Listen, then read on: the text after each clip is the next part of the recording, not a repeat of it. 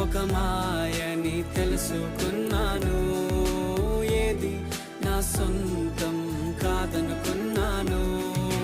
తప్పిపోయిన కుమారుని నేనైతే నా కొరకై